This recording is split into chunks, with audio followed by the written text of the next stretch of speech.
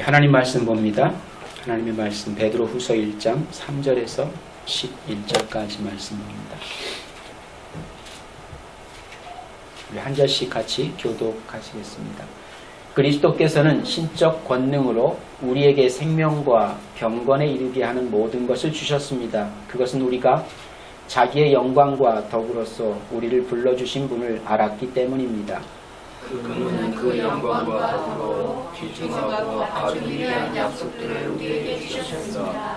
그것은 이 약속으로 말미암아 여러분이 세상에서 정욕 때문에 부패하는 사람이 아니라 신적 성품에 참여하는 사람이 되게 하시는 것입니다.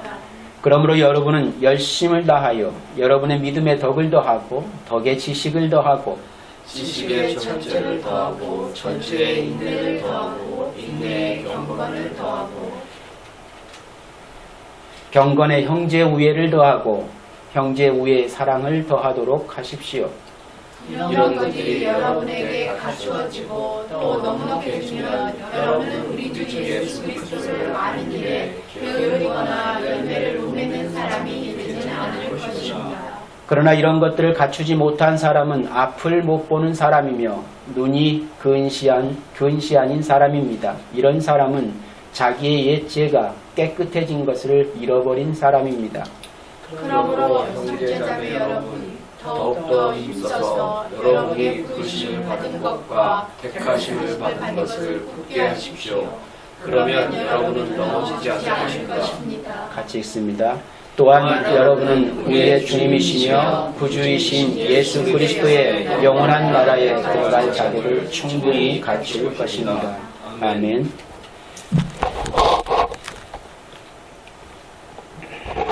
오늘 이 아침에는 하나님의 선택이 우리 성도들에게 주는 유익 그 6번째로 우리로 구원의 확신을 갖게 한다라는 제목으로 같이 한번 생각해 보기를 원합니다. 하나님의 선택이 우리로 구원의 확신을 갖게 한다.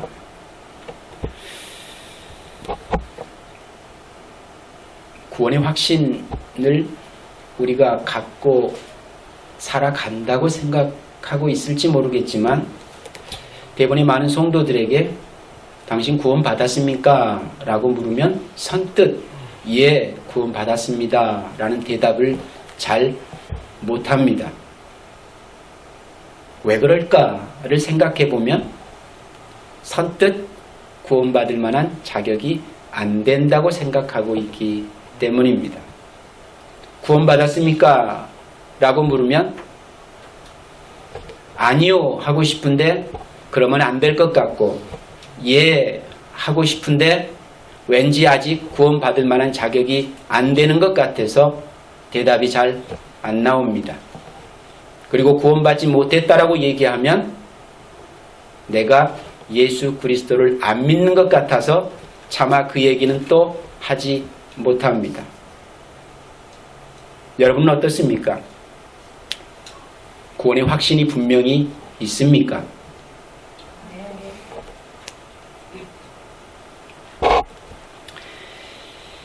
요즘 그 칭의 justification이라고 하지요. 칭의 곧 의롭다 하심에 대한 논쟁이 굉장히 뜨거운 것 같습니다. 칭의로 구원 얻는 것과 성화로 구원 얻는 것, 행위와 관계없이 법정적 선언으로 얻게 되는 것과 행위로 구원 얻는 것에 대한 논쟁이기도 합니다. 그리고 개혁주의 조직신학은 칭의와 성화는 따로 구분지어 생각할 수 없는 것이고 함께 이루어지는 것이라고 그렇게 주장하고 있습니다. 분명 이것은 입장과 견해의 차이입니다. 누누이 말씀드리지만 이런 것들은 결국 구원을 인본주의적 관점에서 인간 중심적 관점에서 이해를 하기 때문에 생기는 문제라고 볼 수밖에 없는 겁니다. 구원은 하나님이 죄로 말미암아 사망되어진 죄인들에게 그들의 공로 없이 베풀어지는 하나님의 선물입니다.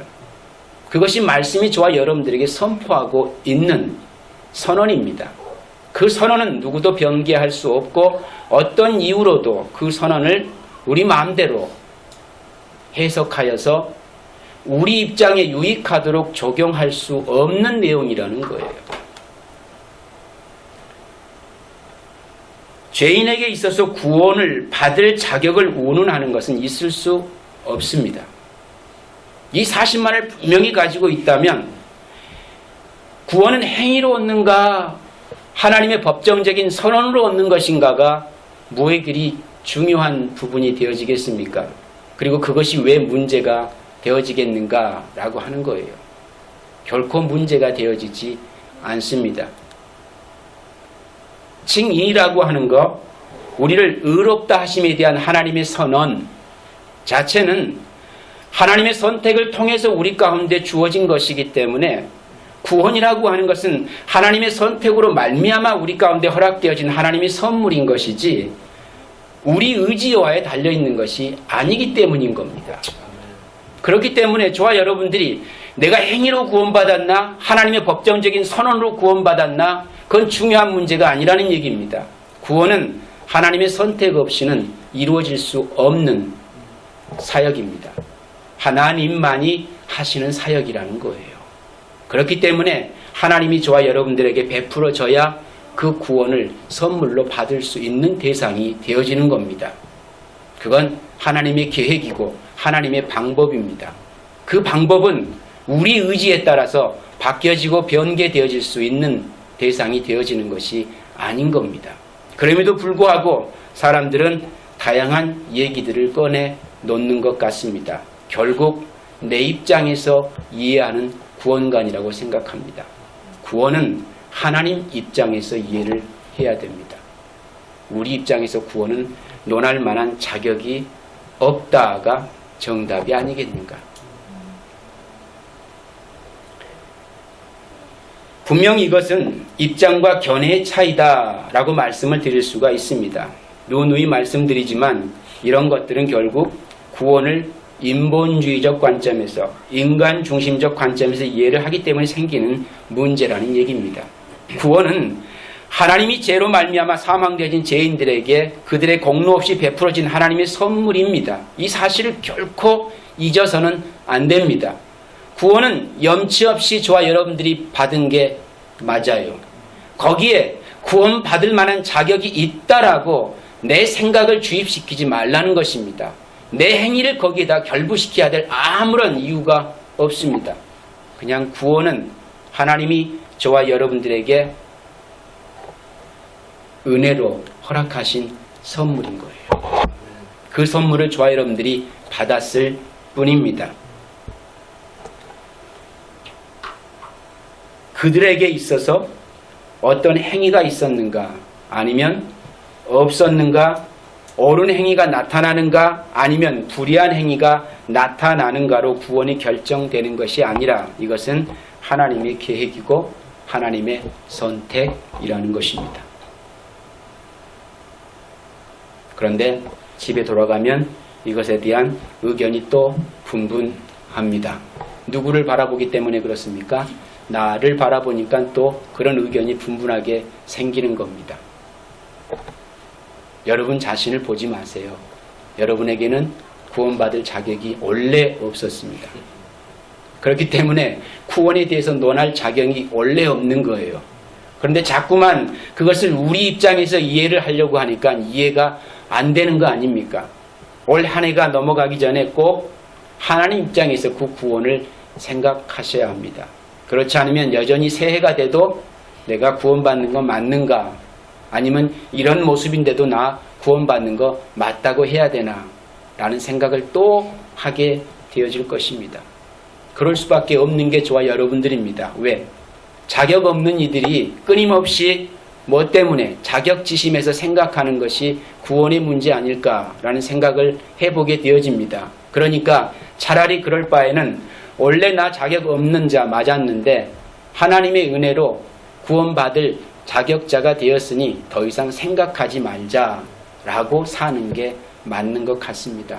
거기에 자꾸 우리의 행위를 덧입혀서 여러분의 구원을 합법화시키려고 하지 말라는 얘기입니다. 그곳으로는 우리가 구원 얻을 수 있는 대상은 아무도 없다고 성경이 그렇게 우리에게 말씀해 주고 있으니까 말씀이 기록되어진 대로 저와 여러분들은 믿고 따르고 그 말씀이 나를 향한 하나님의 약속이라면 그 약속은 신실하게 하나님이 이루실 것입니다.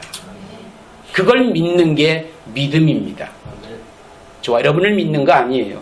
나 자신의 신념을 믿고 내가 행할 아름다운 행위를 믿고 내가 내놓을 수 있는 아름다운 열매를 가지고 우리의 구원을 보증해 내려고 하다 보면 저와 여러분들은 여전히 다른 길로 가게 될 수밖에 없습니다. 그 하나님 믿고 신뢰할 수 있는 저와 여러분 됐으면 좋겠다라는 기대를 해봅니다.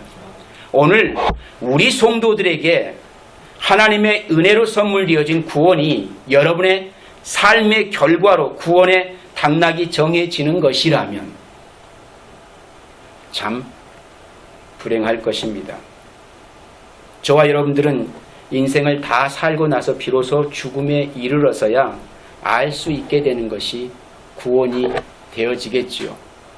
아마 그때 가서도 내가 구원 받았는지 못 받았는지 알 수 없을지도 몰라요.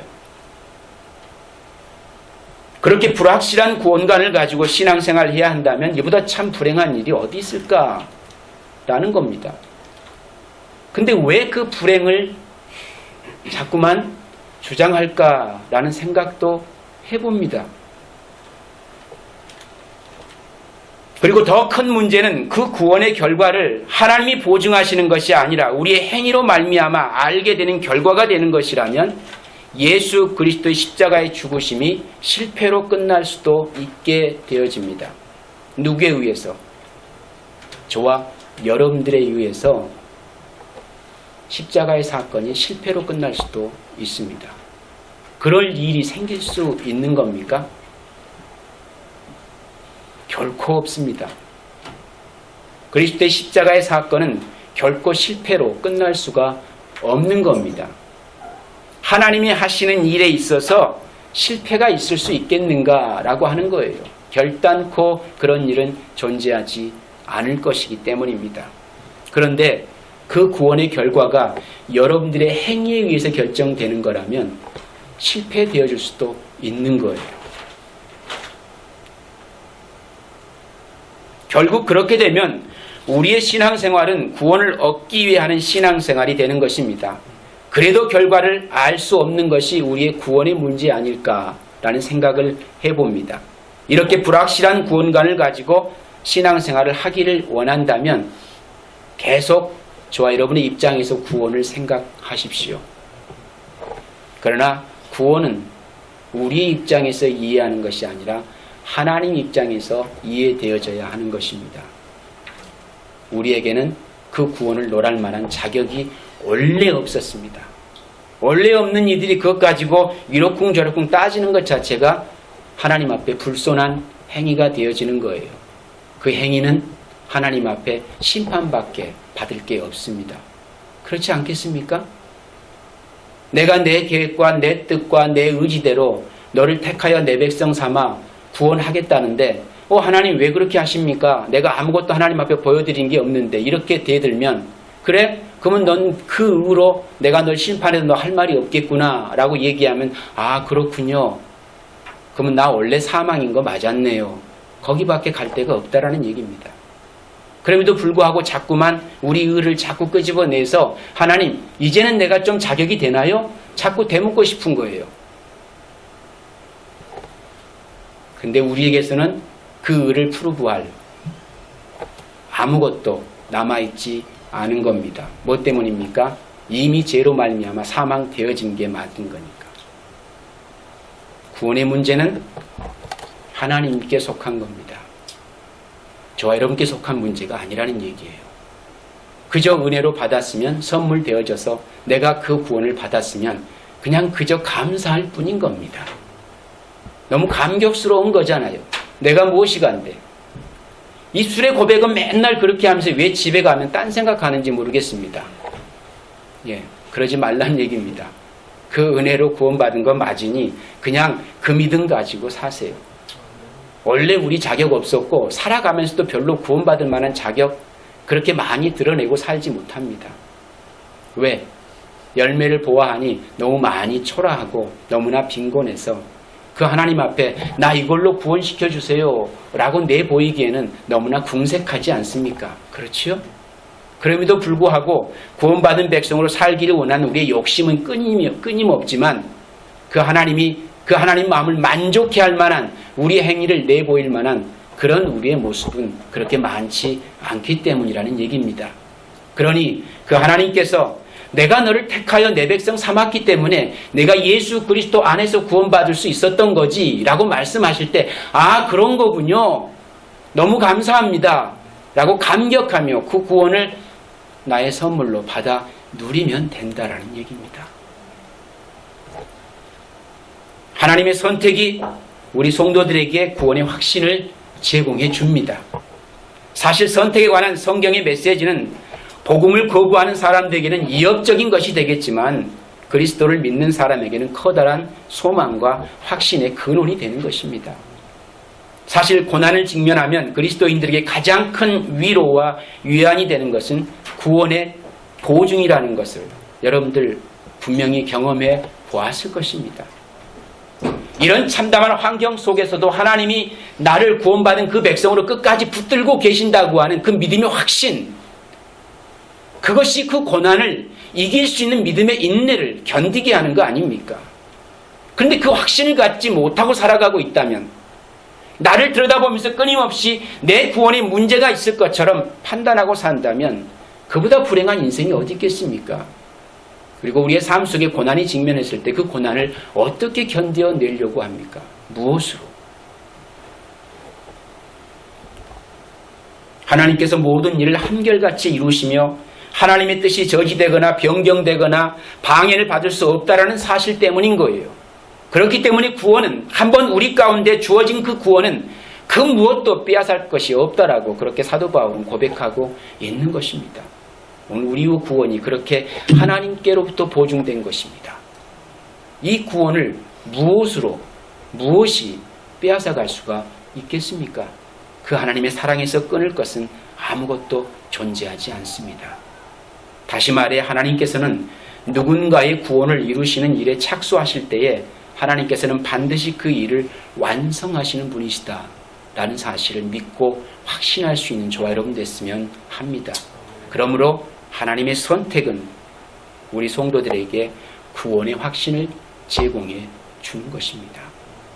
오늘 같이 읽은 본문의 말씀을 통해서 성실하신 하나님의 약속의 보증을 우리가 분명히 들을 수가 있습니다. 3절 말씀에서 하나님은 우리를 부르셔서 그의 영광과 덕을 누리게 해주시는 분이시다 라고 그렇게 말씀합니다. 우리를 부르셔서 그분의 영광과 덕을 누리게 해주시는 분이시다.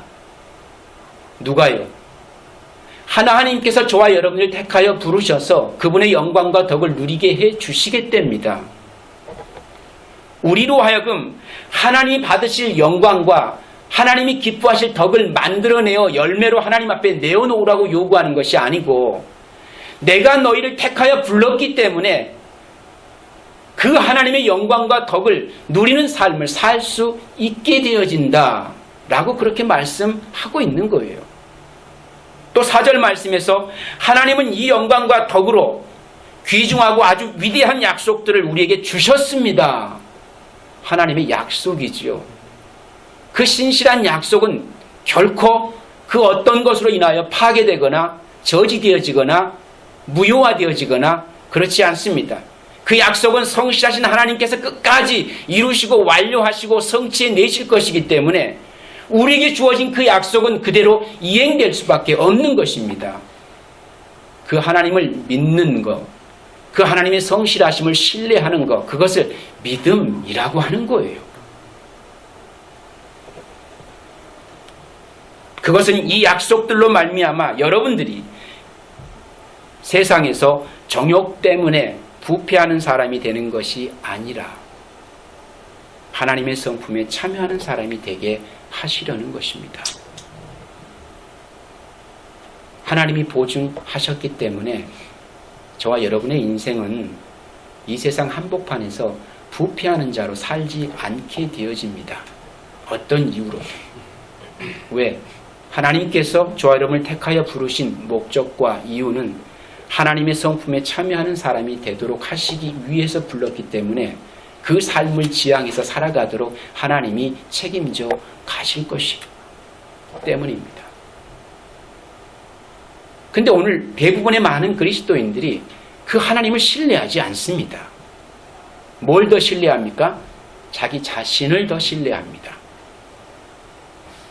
하나님을 바라보기보다는 자기 자신을 더 바라봅니다. 하나님의 성실하심을 붙들기보다는 자기 자신이 내어놓을 열매를 더 붙들려고 합니다. 우리의 믿음의 가치 기준이 참 잘못되어져 있다라는 생각을 분명히 해볼 수가 있다라는 얘기입니다. 하나님의 약속들로 말미암아 저와 여러분들은 이 세상에 정욕 때문에 부패하는 사람이 되어지지 않습니다. 그것으로 너무 두려워하거나 안달난 삶을 살거나 나 이렇게 되어서 하나님 앞에 버림받으면 어떡하지, 그런 헛된 망상 가지고 살지 말길 바랍니다. 내가 하나님 백성으로 택하여 불려진 그 자녀라면 어떻게 살아가게 되어져 있다고요? 하나님의 성품에 참여하는 사람이 될 수밖에 없는 것입니다. 말씀이 우리에게 약속하면 그 말씀을 믿고 따라 살아가면 되는 것이 하나님 백성들의 삶다운 것입니다. 중요한 것은 저와 여러분들이 그 하나님의 성품에 참여하는 삶이 뭔지를 압니까 모릅니까? 잘 모르는 것 같습니다. 그 성품에 참여하는 삶의 내용이 도대체 뭔지를 잘 모르고 막연하게 내가 생각하는, 내가 좋은 것이라고 생각하는 것, 이것은 하나님이 기뻐하실 거야 라고 생각하는 것이 하나님의 성품에 참여하는 삶이라고 생각해서 그것들을 지향하여 살아가면서 애쓰고 수고하고 노력하는 것을 참 많이 볼 수가 있습니다. 그렇지요. 그럴 때 무엇을 봐야 합니까? 성경을 펼쳐놓고 찾아야죠. 하나님이 하나님의 성품에 참여하는 삶이 무엇인지를 어떻게 말씀하고 있는지, 그리고 그 성경에서 답을 찾고 그 성경이 가이드하는 대로 저와 여러분들은 그냥 순종이 아니고 마음과 뜻과 정성을 다하여 순종하기를 열망하는 그 마음을 가지고 그 삶에 참여하여 살아가게 되면 되는 것입니다. 열심을 다하여 그 삶을 지향해서 살아가야 한다는 이유는 뭡니까? 그 삶이 우리가 생각하는 것처럼 그렇게 아주 쉽게 누구나 당연히 지향하여 살 수 있는 삶은 아니기 때문에 오늘 저와 여러분들이 죽을 각오를 하고 그 삶을 지향해서 사는 애씀의 수고의 노력이 따라야만 한다라는 사실을 꼭 기억했으면 좋겠다라는 것입니다.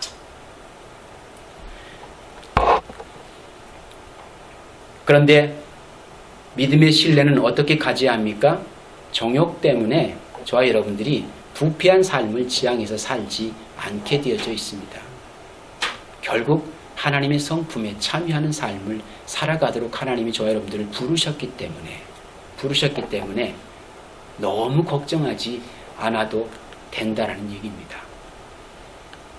오늘 저와 여러분이 하나님의 은혜로 우리들을 하나님 백성으로 택하여 부르셨다는 사실을 분명히 알고 확신한다면 하나님의 성품에 참여하는 삶을 살게 되어 있는 거예요. 말씀대로 잘. 그것은 3절 상반절에 말씀하고 있듯이 우리가 하나님을 알므로 말미암아 생명과 경건에 이르게 하는 모든 것을 그의 권능으로 우리에게 주셨다라는 사실도 확신할 수 있을 것이기 때문입니다. 하나님의 권능 가운데서 하나님의 뜻과 의지로 하나님의 계획 속에서 하나님의 행하실 일들 속에서 저와 여러분들 택하여 부르시고 오늘 저와 여러분이 이 땅에 살아가는 동안 생명과 경건에 이르게 하는 삶을 보증하실 것이기 때문에 우리는 그 하나님의 뜻을 깨달아 알고 살아가면 되는 겁니다. 그러면 결과는 저와 여러분들이 생명과 경건에 이르는 삶에 도달하게 되어져 있는 거예요. 내가 해서 쥐어짜서 만들어 놓은 내 삶의 열매를 가지고 그 삶을 프로브하는 게 아닙니다. 하나님의 권능으로 내게 허락되어진 그 선물이 뭡니까? 예수 그리스도의 생명 아닙니까? 그 생명이 나와 함께하고 있는데 어떻게 저와 여러분들이 하나님을 배반하여 살 수 있는 자가 되어지겠습니까? 결단코 그럴 수 없는 겁니다.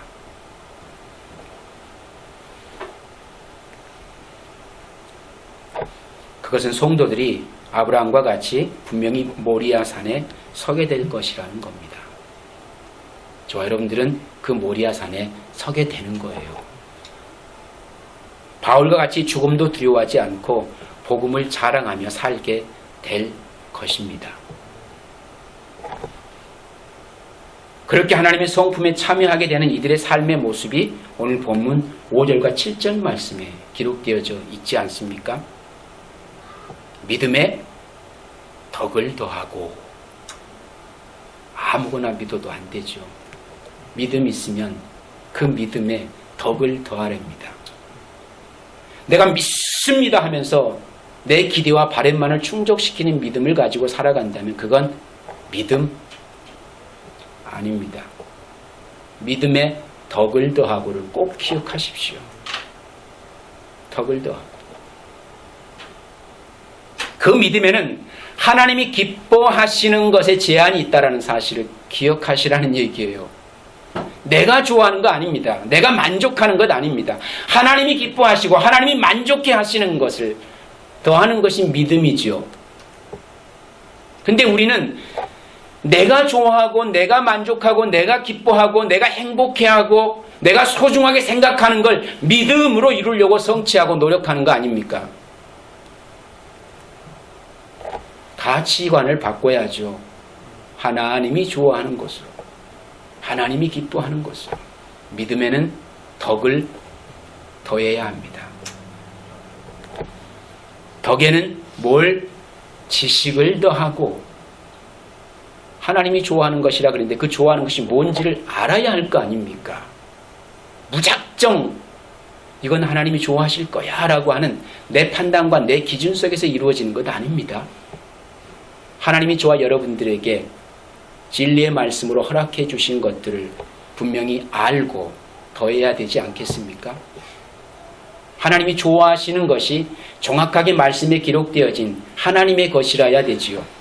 그 알미 없이 어떻게 그냥 막연한 생각 속에 우리 추상적인 그 이상적인 생각으로 그 하나님을 만족해 할 수 있는 삶이 지향되어지겠습니까? 그리고 지식에 절제를 더하고,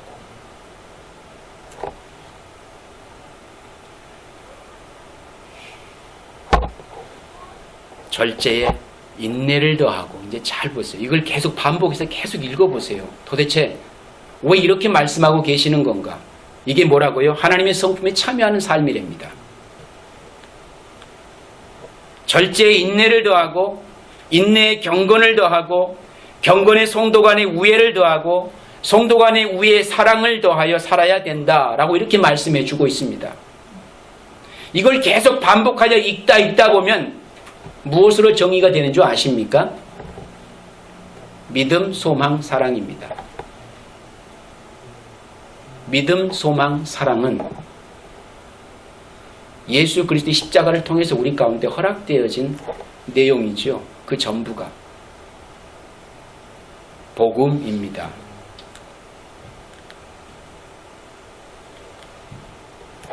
믿음으로 시작하여 사랑으로 맺습니다. 그게 하나님의 성품에 참여하는 삶이 되어진답니다.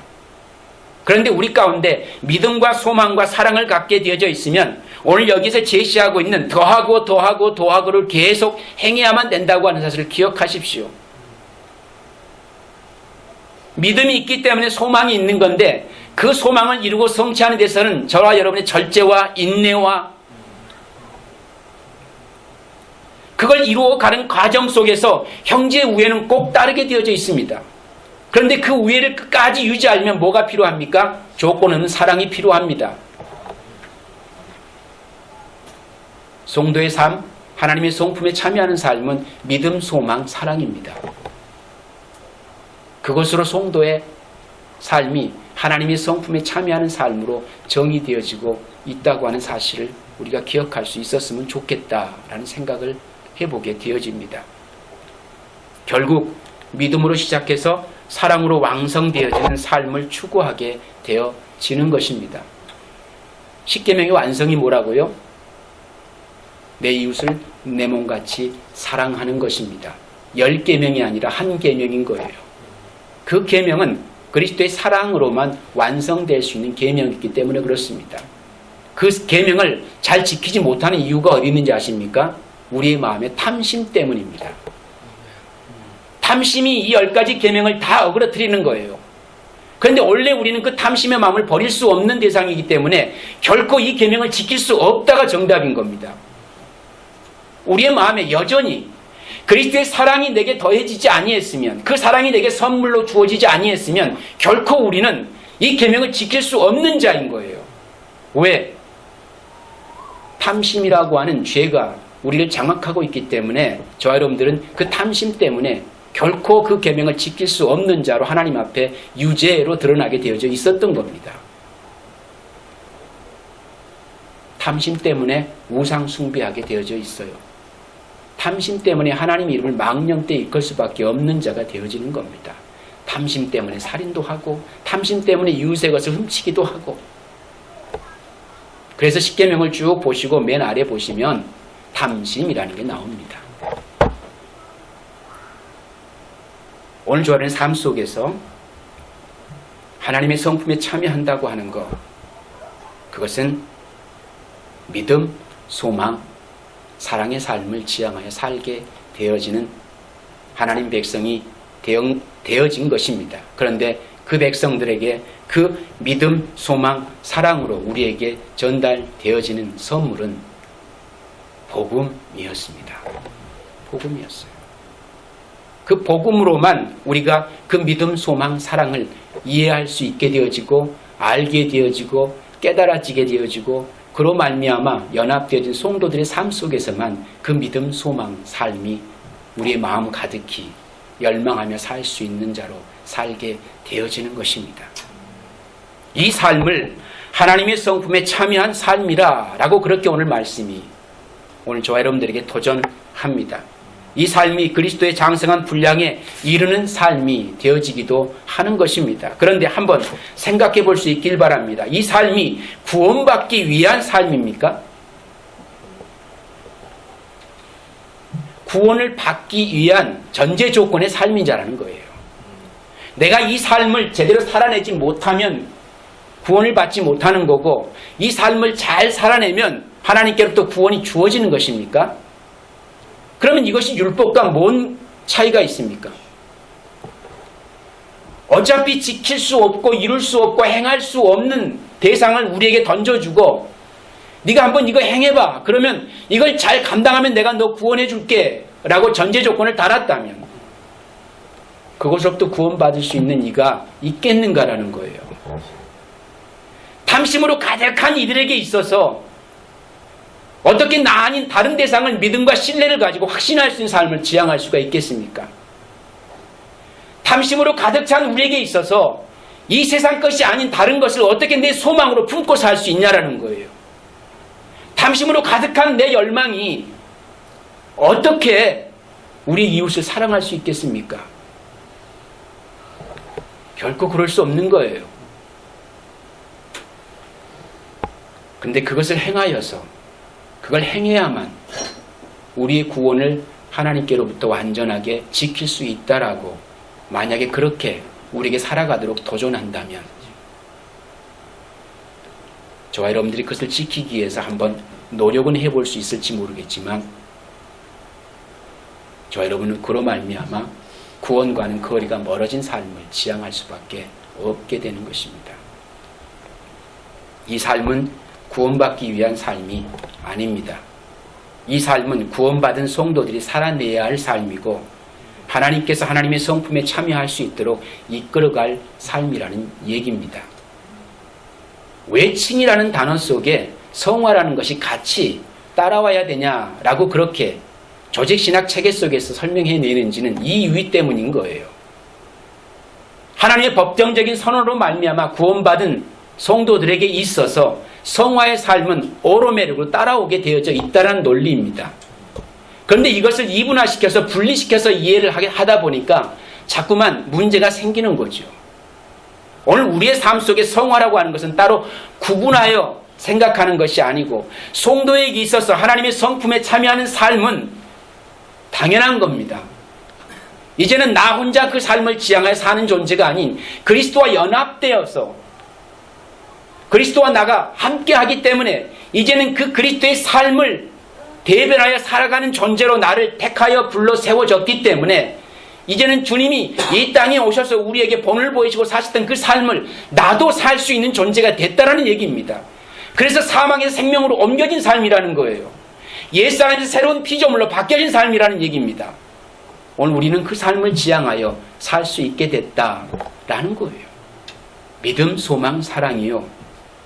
이상적이고 환상적인 것이 아니라 우리의 삶 속에서 살아내지는 삶이 되어진 겁니다. 그게 성도들이에요. 그게 하나님 백성들입니다. 우리 안에 그 삶들이 드러나 보이지 못할 때마다 어떻게 해야 됩니까? 하나님의 십자가 앞에, 주님의 십자가 앞에 회개의 마음을 가지고 성령의 도우심을 구해야 맞지요. 구해야 맞지요.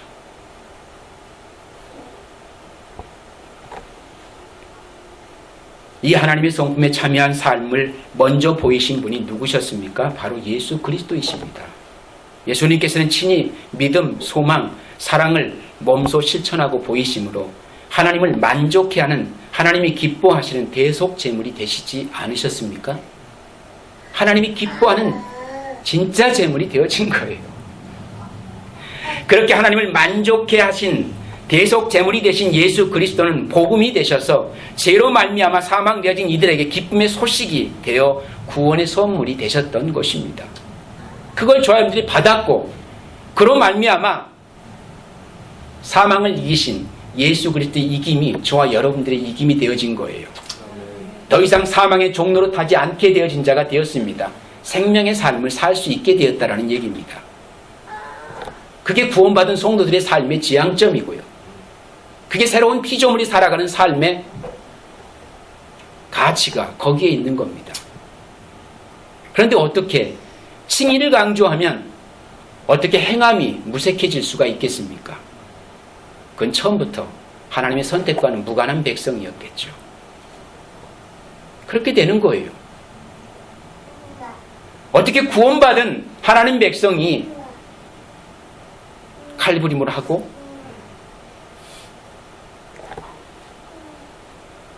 그럴 수가 있겠는가? 한번 생각을 해보시기 바랍니다.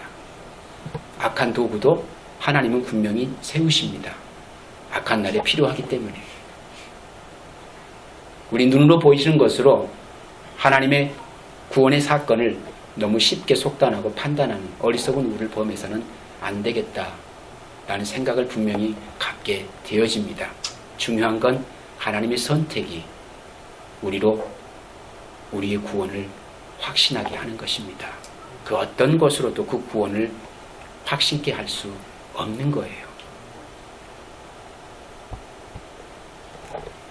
그 하나님의 복음을 선물로 받은 택하신 백성들이 이제는 이렇게 예수 그리스도를 본받는 삶을 살아가게 되어서 믿음, 소망, 사랑으로 갖추어지게 되고 넉넉해지면 우리 주 예수 그리스도를 아는 일에 게으르거나 열매를 맺지 못하는 사람이 되지 않을 것이라고 오늘 본문 8절에 그렇게 말씀합니다. 이제 이해가 되어집니까? 오늘 이 땅의 성도들은 결코 그 하나님의 성품에 참여하는 삶에 있어서 게으르거나 나태한 삶을 지향하여 살지 않게 되어져 있습니다. 그리고 열매를 맺지 못하는 삶도 살지 않습니다. 왜 그렇습니까? 예수 그리스도께 접붙여진 포도나무가 어떻게 열매를 맺지 못하는 삶을 살아갈 수가 있겠습니까? 오로메릭으로 열매는 맺혀지게 되어져 있는 거예요.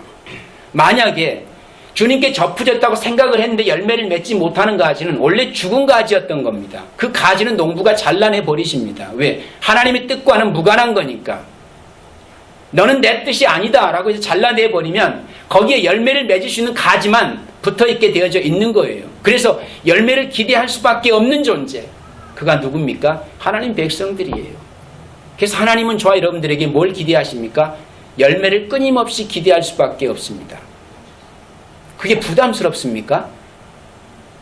그리스도로 말미암아 맺혀질 열매인데 뭐가 부담스럽습니까? 내가 맺는 것도 아닌데. 근데 왜 그걸 맺어놓고 또 자랑하죠? 지 열매도 아니면서. 문제 아닙니까 그거? 교회에서 간증시키면 안 돼요. 그 불법인 것 같아 하나님 앞에. 그렇죠? 자기 열매도 아닌데 자기 열매인 양 계속 자랑하면서 자기 의만 쌓아가고, 그리고 어느 날 되돌아가 보면은 그 사람이 딴 길로 가 있어. 그럼 어떻게 되는 겁니까? 하나님이 맺게 한 열매입니까? 자기 스스로 맺어낸 열매입니까?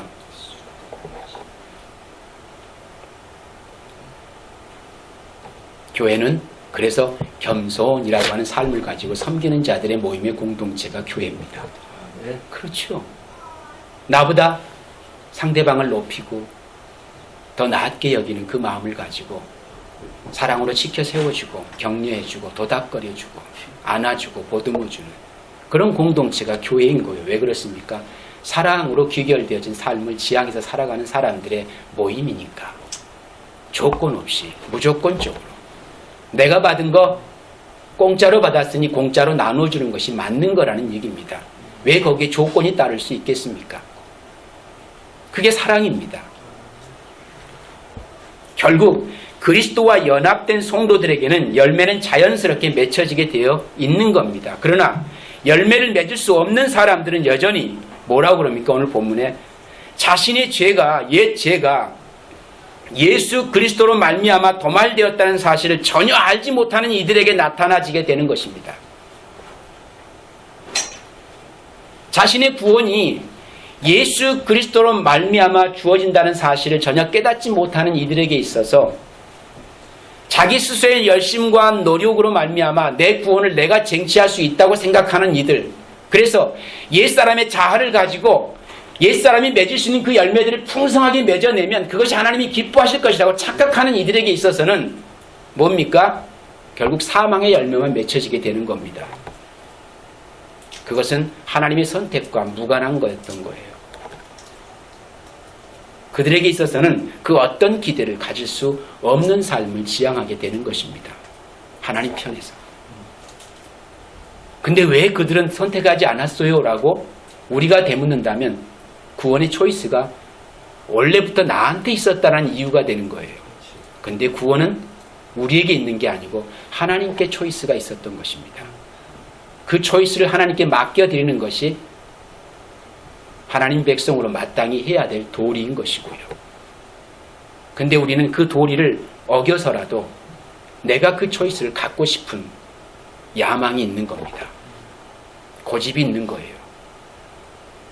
그게 하나님 품에서 탈선되어진 우리의 욕망이 만들어낸 자기 욕심에서 빚어낸 나라고 하는 존재를 좀 더 기특하게 여기고 싶은 그런 우리의 욕심에서 비롯되어진 우리의 요구인 것입니다. 근데 하나님은 너희에게는 원래 그런 요구를 할 만한 자격이 없다라고 판단하시는 거예요. 그렇기 때문에 내가 해야만 완전하게 죄인들의 구원하는 그 구원의 계획을 이루고 성취할 수 있다라고 그렇게 우리에게 말씀을 통해서 증거해 주고 계시는 것입니다.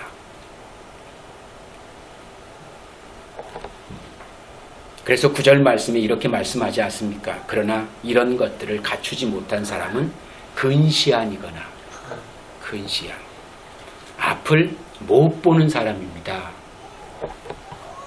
소경은 뭐가 문제입니까? 눈은 있는데 못 보는 눈을 가진 거죠. 그게 소경입니다. 눈을 떴는데 예수 그리스도를 알아보지 못하는 이들이 누굽니까? 그들이 소경인 겁니다. 소경은 구원받을 수 있을까요? 없을까요? 구원받을 수 없는 거예요. 왜? 앞에 두고도 못 알아보는 게 소경이니까. 저는 장애적인 소경을 얘기하는 게 아니에요. 육신적인 장애를 갖고 있는 소경을 가지고 얘기하는 게 아닙니다. 성경이 말하는 영적 소경이 누구인가라고 하는 거예요. 성경은 육적 장애를 가진 소경을 빗대어서 그리스도를 알아보지 못하는 모든 이들은 다 소경이지 라고 얘기를 하고 있는 거예요. 소경이 가는 길이 어디겠느냐라고 물었을 때에 구렁텅이에 빠질 수밖에 없는 거지. 왜? 앞을 볼 수 없는 거니까. 그들의 결말은 사망이지 이 얘기 아닙니까? 적대 영생의 길을 갈 수 없는 대상, 그들이 소경인 거예요. 오늘 바로 그리스도를 알아보지 못하는 이들은 다 영적 소경인 것입니다. 그들은 결국 사망을 향해 달려갈 수밖에 없는 대상들이라고 성경이 그렇게 정의를 해 놓는 겁니다. 근데 오늘 우리들은 앞을 못 본다고 생각을 했는데 그리스도로 말미암아 앞을 보는 자가 됐다라는 얘기입니다. 이것을 눈뜬 자, 보는 자가 되어지는 거예요. 그들은 그리스도가 누구인지를 알고 그를 쫓아갈 것이기 때문에 영생의 소망을 갖고 살아갈 수 있는 대상이 되어진다라는 얘기입니다. 결국 근시안이거나 앞을 못 보는 사람, 이런 사람은 자기의 옛죄가 깨끗하여졌음을 잃어버린 것이다 라고 얘기하고 있지 않습니까? 그들에게서는 사망이라는 삶밖에는 열매를 맺어낼 수가 없는 대상들 되어지는 것입니다. 결코 하나님의 성품에 참여할 수 없는 자들입니다. 그들은 사망이었고 앞으로도 여전히 사망의 삶을 지향해서 갈 수밖에 없는 대상들. 이처럼 자신의 옛죄가 하나님의 은혜로 깨끗해졌다는 사실을 인식하지 못하고 사는 사람들은 하나님의 성품에 참여하는 삶을 거부하고 오히려 자기의 만족을 위한 삶을 추구하게 되어 있더라는 것입니다. 하나님의 부르심과 선택을 확신하지 않고 살아가는 사람은 자기 주관적인 삶을 지향하여 살게 되어 있는 것입니다. 스스로 선악의 판단의 주체가 되어 옳고 그름을 나누어서 자기 만족의 삶을 추구하게 되더라라는 거예요. 내게 행복을 갖다 주면 이건 참 좋은 거, 내게 불행을 갖다 주면 이건 나쁜 것이라고 규정을 하고 그 좋은 것들을 취사 선택하여 내 것으로 삼아 그것이 하나님이 내 안에서 좋은 열매를 맺게 하는 것이냐 착각하며 살더라는 얘기입니다. 근데 그 결국은 사망이더라는 거예요. 거기서 맺어내는 열매는. 그럼 뭐가 좋고 뭐가 나쁜 겁니까? 저와 여러분에게 있어서는 좋고 나쁨이 존재하지 않습니다. 예수 그리스도 안에서 어떤 삶을 지향하여 살게 하든 그 삶 속에서 그리스도의 향기를 드러내는 것이 우리의 삶의 본분이고 원래 목적이기 때문에 거기에 좋고 나쁨이 있을 수가 없는 거예요. 아무리 내가 불만족스럽고 원치 않는 삶을 나로 하여금 살게 하셔도 그 삶을 통해서 하나님의 뜻을 드러내는 도구로 나를 그 자리에 세워놨으면 그게 하나님 보시기에 좋은 삶이 되어지는 것입니다. 이 세상의 평가와 기준을 가지고 잣대를 가지고 좋고 나쁨을 나눌 수 있는 삶이 못 되는 거예요. 근데 우리는 자꾸만 우리의 이성의 판단과 기준을 가지고 좋고 나쁨을 나누려고 하는 못된 버릇이 있습니다. 그게 뭡니까? 선악을 알게 하는 열매를 지금도 먹고 싶은 겁니다. 왜? 나의 판단에 의해서 저건 꼭 먹고 싶은데 너무 좋아 보이는데 저걸 먹으면 왠지 뭔가 내가 달라질 것 같은 그런 욕심을 느끼는 거예요. 그게 우리 안에 숨어있는 욕망이라고 하는 것들입니다. 욕망. 그냥 둬요. 괜찮아요. 이제 다 끝나갑니다.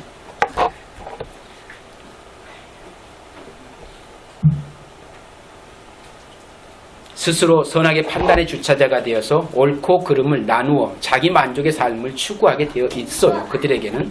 그리고 자신의 행위의 가치를 두고 그것으로 자신의 구원의 근거를 삼게 되어지더라 라는 것입니다. 그러나 이런 삶을 추구하며 살게 되면 그 끝은 생명이 아니라 사망인 겁니다. 사망. 근데 문제는 이 시대의 그리스도인들이 그것을 부러워하더라 라는 게 문제죠. 그걸 부러워합니다. 그걸 나도 갖고 싶어서 안 달라서 잠 안 자고 기도하는 이들도 참 많습니다. 세상 것이 부정하다라는 게 아닙니다. 왜 그걸 위해 기도하는지 기도의 분명한 목적이 잘못되어져 있다는 거예요. 그걸 하나님이 내게 주시면 아낌없이 퍼줄 수 있습니까? 그러면 기도하십시오. 그러나 내 것으로 취할 욕심이 생기거들랑 아예 달라고도 하지 말라는 얘기입니다. 왜? 하나님이 원하는 삶이 아니니까 그건. 주시면 퍼줄 수 있어야 달라고 할 수도 있는 거예요. 그럴 자신이 없으면 애시당초 그걸 요구하는 것 자체가 우리에게는 템테이션, 유혹이 되어지는 겁니다. 유혹. 그렇기 때문에 오늘 성도의 삶이라고 하는 것은 좋음과 나쁨, 옳고 그름, 선한 것, 악한 것,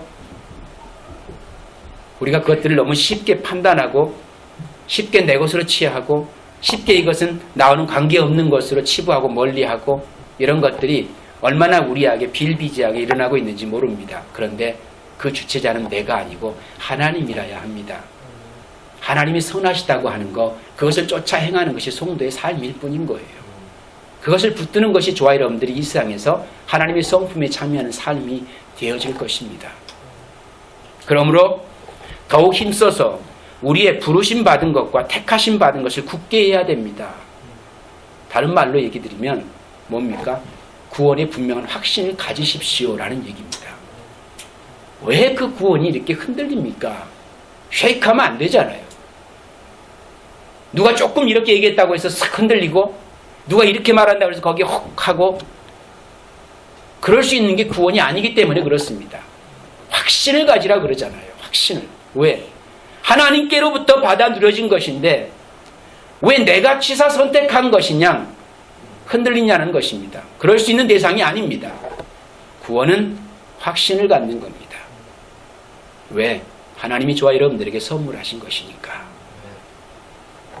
그러므로 더욱 힘써서 우리의 부르심 받은 것과 택하심 받은 것을 굳게 해야 합니다. 그러면 넘어지지 않을 것입니다. 넘어지지. 누가 나를 밀어서 넘어지는 거 아니에요, 여러분들. 스스로 넘어지는 겁니다. 스스로. 뭐에 이끌려? 우리의 탐심에 이끌려 넘어지는 것이지 누가 진짜 나를 억울하게 발걸어가지고 넘어지는 애는 그렇게 흔치 않습니다. 잘 살펴보고 들여다보시면 내 마음의 욕심이 이끌려서 넘어지는 겁니다. 그래 놓고 민망하니까 내 탓할 수는 없고 상대방 탓하는 거예요. 그리스도의 사랑을 가지고 품어 안았으면 내 탓할 게 없는데 그러지 못해서 빚어지는 우리의 문제 아니겠는가라는 생각을 하게 되어집니다. 오늘 저와 여러분들은 하나님께서 여러분들을 부르신 것과 택하신 것을 확실하게 확신하고 있습니까? 꼭 확고부동하게 흔들리지 마시고 확신하시기를 주님의 이름으로 당부를 드립니다. 구원이 하나님의 선택에 의해 주어진 하나님의 은혜의 선물이라는 사실은 그것이 실제로 성경적 진리이기 때문에 그렇습니다. 그건 성경적 진리예요. 존 스토트는 하나님의 선택은 뭐라고 얘기하냐면 하나님의 계시의 산물인 것이지 인간의 사유의 결과물이 아니라고 했습니다. 사람들이 만들어낸 고안물이 아니라는 얘기입니다. 그건 성경이 우리 가운데 계시해 주고 있는 것이라고 말씀하고 있는 거예요. 그 사실을 믿습니까? 그렇다면 흔들릴 이유가 없는 거죠. 그것은 히포의 아구스티누스나 제네바의 칼빈이 고안해낸 것도 아니라 그것은 다른 어떤 것보다도 성경적 교리이며 성경을 하나님 말씀으로 믿고 있는 그 어떤 그리스도인들도 그것을 무시할 수 없다라고 그렇게 말씀해주고 있는 것을 봅니다. 이렇게 하나님의 선택의 교리는 구원의 역사 전체를 든든하게 받쳐주는 버팀목이 되는 셈이 되는 것입니다. 시편 33편 12절에 주님이 그들의 하나님이 되시기로 한 나라 곧 주 하나님이 그의 기업으로 선택한 백성은 복이 있다 이렇게 말씀합니다. 누가요? 주님이 그들의 하나님이 되시기로 한 나라 곧 주 하나님이 그의 기업으로 선택한 백성은 복이 있답니다. 오늘 저와 여러분들은 복이 있는 거예요. 복이 없는 게 아니라 참 복이 많은 겁니다. 마태복음 15장 13절 말씀에 나의 하늘 아버지께서는 자기가 심지 않으신 식물들은 모두 뽑아버릴 것입니다. 누가? 하나님께서 심지 않는 식물들은 다 뽑아버리시게 됩니다. 이게 불공평해 보이십니까? 하나님의 뜻입니다. 하나님의 뜻. 사도행전 13장 48절 말씀에 영원한 생명을 얻도록 정하신 사람은 모두 믿게 되었다. 하나님이 정하신, 하나님이 택하신 하나님 백성들은 믿게 되었다라는 것입니다. 이런 하나님의 선택이 오늘 베드로후서 1장 11절 말씀, 우리의 주님이시며 구주이신 예수 그리스도의 영원한 나라에 들어갈 자격을 충분히 갖출 것입니다. 그러므로 하나님의 선택은 우리로 구원의 확신을 갖게 하는 것입니다. 기도하겠습니다.